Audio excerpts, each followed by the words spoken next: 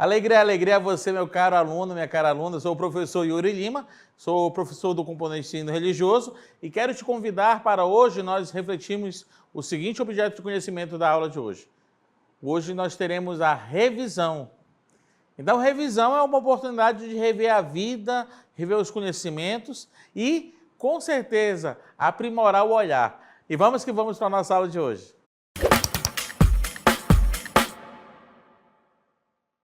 Então, revisar é uma etapa necessária na vida da gente. Revisar a vida, revisar as amizades, revisar a nossa história, revisar as contas, revisar também o nosso assunto, o nosso conteúdo, para bem fazermos uma boa avaliação.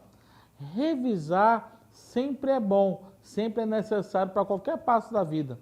Então, nós vamos agora fazer uma grande panorâmica, nessa primeira parte, de alguns tópicos que achamos bem necessários e que iluminaram ao longo dessas duas unidades do EJA. Tá bom? Então, vamos para o primeiro tópico?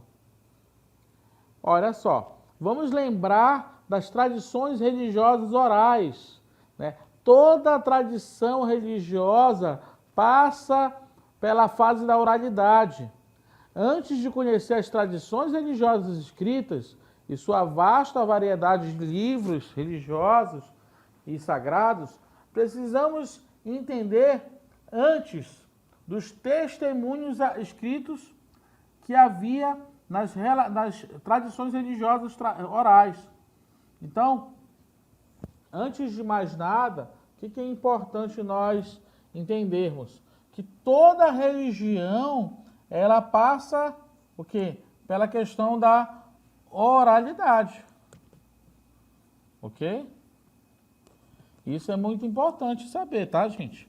Então, a oralidade é que, de certa forma, vai marcar. A oralidade é que, de certa forma, vai ser preponderante no âmago de toda e qualquer religião que nós tenhamos contato, que nós tenhamos de fato proximidade, ok?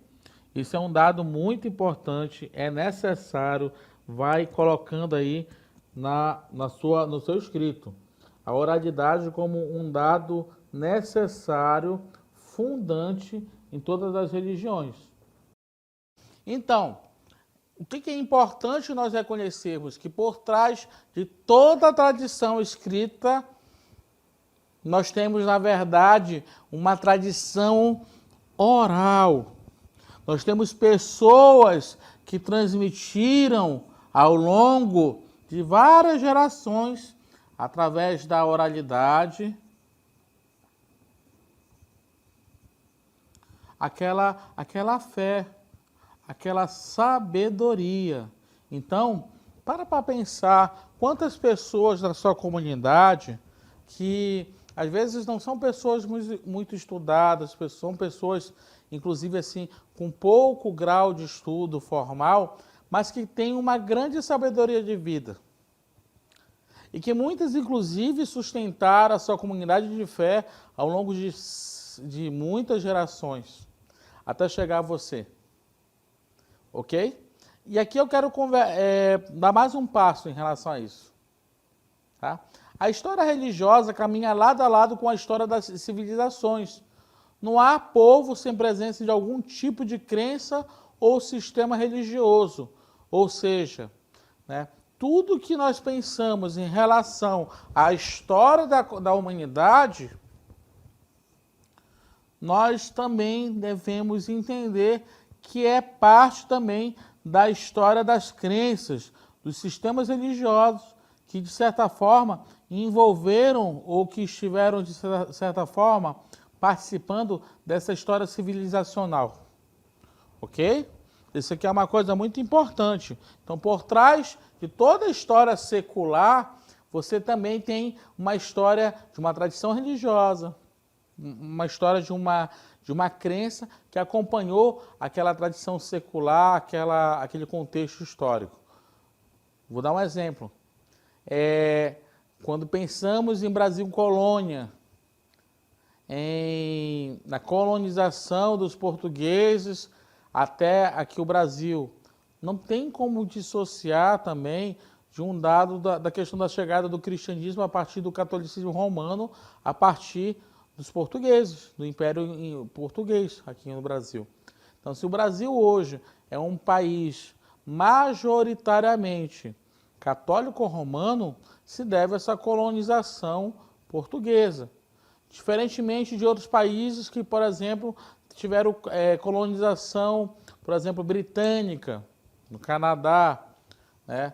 Que aí você vai ver que a grande maioria das pessoas não são católicas romanas, são anglicanas.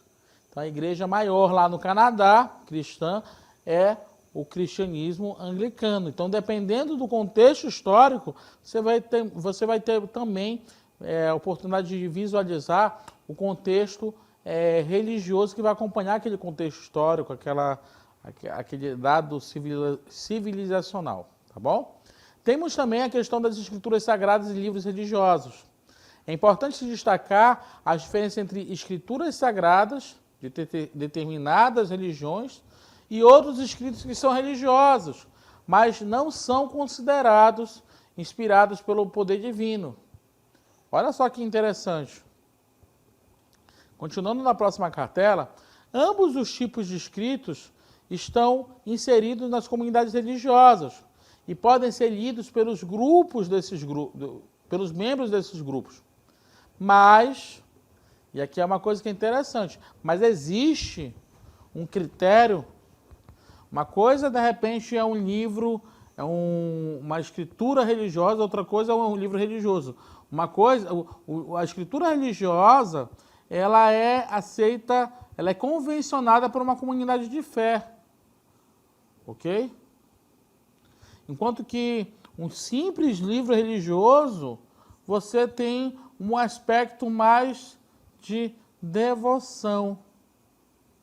Mas uma devoção que não necessariamente vai levar em consideração toda a comunidade de fé.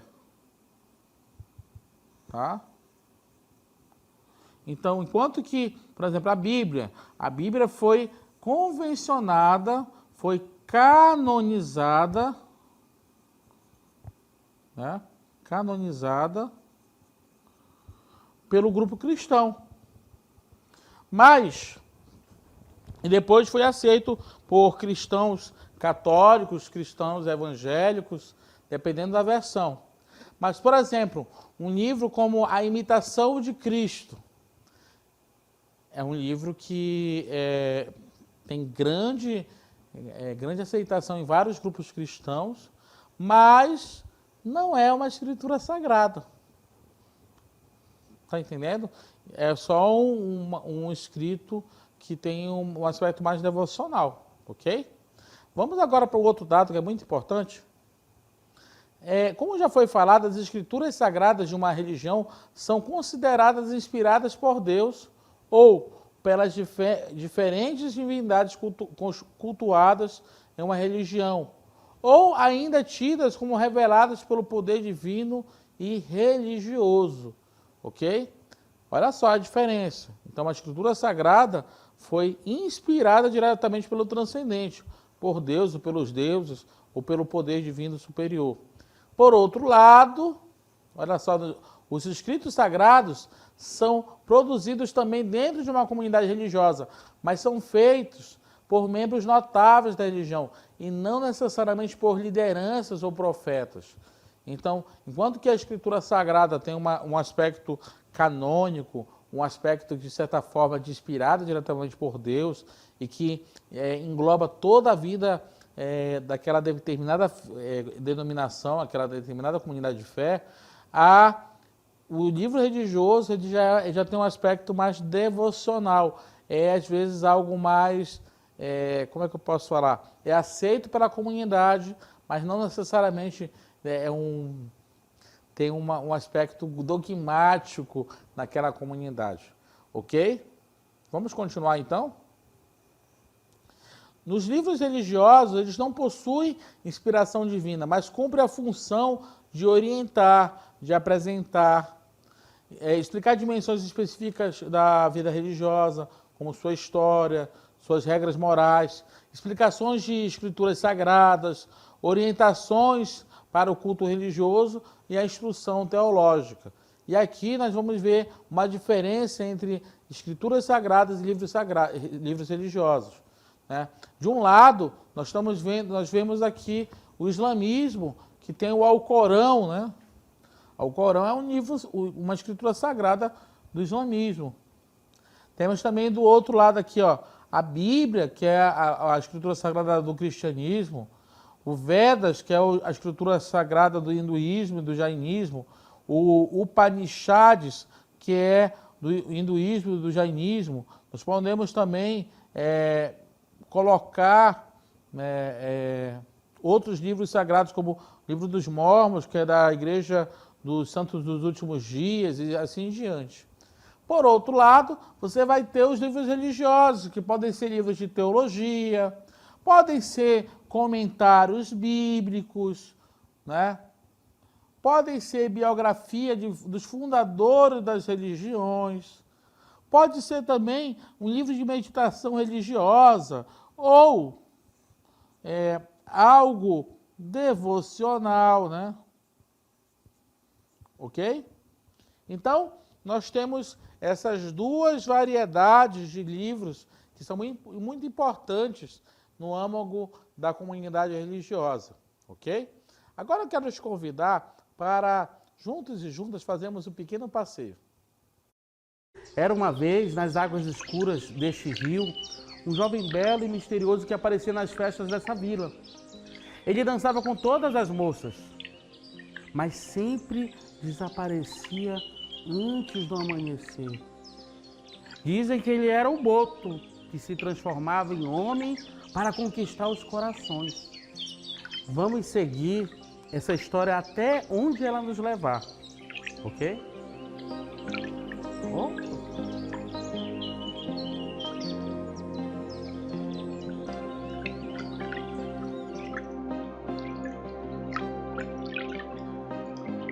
Vamos.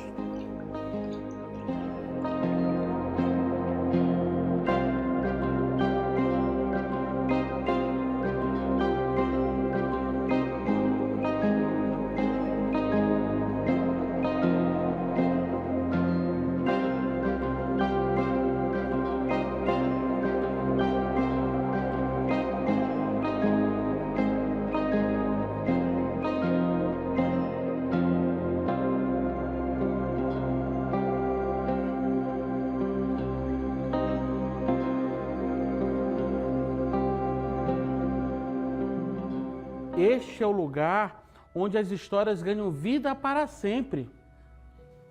Vocês trouxeram a história para ser registrada? Sim, trouxemos a lenda do boto cor-de-rosa, que é contada à beira do rio.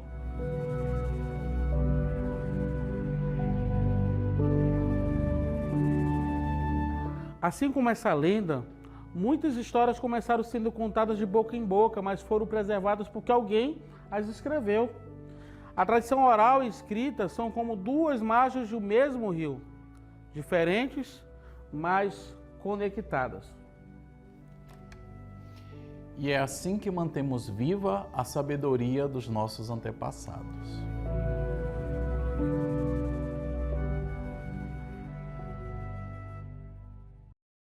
Então, rapidamente, nós vimos, então, esse aspecto entre a tradição oral e a tradição escrita, e como é que uma é importante para a outra de maneira recíproca. E aqui nós vamos colocar alguns aspectos muito importantes, né? Vamos passar de maneira bem geral sobre alguns livros sagrados, né?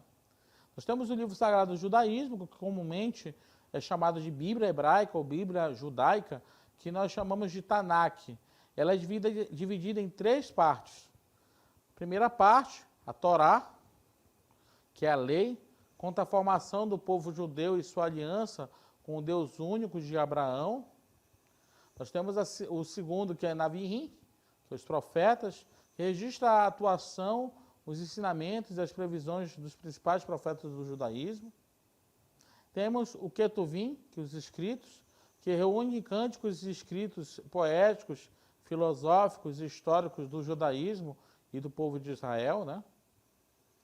E Isso seria, na verdade, a divisão dos livros dentro da Tanakh, né? Temos também o livro sagrado do cristianismo, que é a Bíblia, né? Que tem a origem grega, quer dizer, os livros.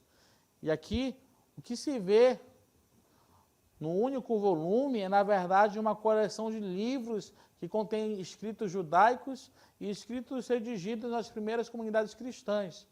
A Bíblia se divide em Antigo Testamento, que é uma coletânea de livros judaicos que apresenta aos cristãos a história e as tradições do povo de Israel, civilização na qual Jesus nasceu.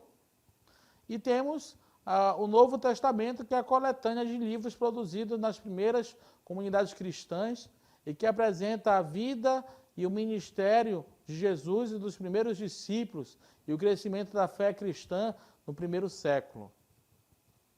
Isso aqui foram alguns aspectos da Bíblia, que é o escrito sagrado do cristianismo. Agora vamos para um outro escrito sagrado de uma outra grande tradição, que é do islamismo. Os islâmicos consideram o sagrado livro chamado Corão ou Alcorão, que significa recitação. Segundo a tradição islâmica, o anjo Gabriel ditou ao profeta Maomé todos os ensinamentos contidos no Alcorão, revelando assim a nova religião que em pouco tempo se expandiu por todo o mundo árabe. E aqui eu quero colocar alguns aspectos em relação ao Corão, né? O Corão, para o islamismo, é a própria revelação de Deus, que é Alá, em árabe. Esse texto sagrado, ele está dividido da seguinte forma: tem 114 capítulos, chamados de suras, onde 92 suras, que são capítulos, foram revelados em Meca, e os outros 22 suras foram reveladas em Medina. Tá? Então, nós vimos aqui de maneira bem rapidamente alguns aspectos gerais sobre escritos religiosos e livros religiosos. Vimos também um pouco sobre os livros sagrados das religiões abraâmicas. E aqui eu quero te convidar, meu caro aluno, minha cara aluna, a olhar com muita atenção a seguinte afirmação de nosso querido Tiago de Mello. As ensinanças da dúvida. Tive um chão, mas já faz tempo, todo feito de certezas, tão duras como lajedos. Agora, o tempo é que fez, tem um caminho de barro, umedecido de dúvidas. Mas nele, devagar eu vou, me cresce funda a certeza de que vale a pena o amor. Tiago de Mello. Então fica essas ensinanças das dúvidas. Mais do que nunca, o que deve compreender a nossa existência humana é o amor. E entender que cada religião, cada tradição religiosa, ela tem o seu aspecto peculiar de amar nessa vida, de transparecer os ensinamentos e a sabedoria de suas tradições religiosas. E isso deve ser devidamente respeitado, deve ser devidamente acolhido. E aqui eu te convido, meu caro aluno, minha cara aluna, a entender que esse tema, acima de tudo, ele toca com a história, com a vida e, ao mesmo tempo, com o chão existencial de pessoas que já passaram, pessoas que vivem essa fé e pessoas que, de certa forma, testemunham de que um outro mundo, com bondade, com compreensão, é possível. Apesar de nossas diferenças, apesar de toda a pluralidade de ideias e de culturas, nós somos convidados a nos enriquecermos uns com os outros nesse olhar de acolhida. Então, quero te convidar então para juntos e juntas acolher tudo isso e dizer que foi muito bom nós caminharmos até aqui.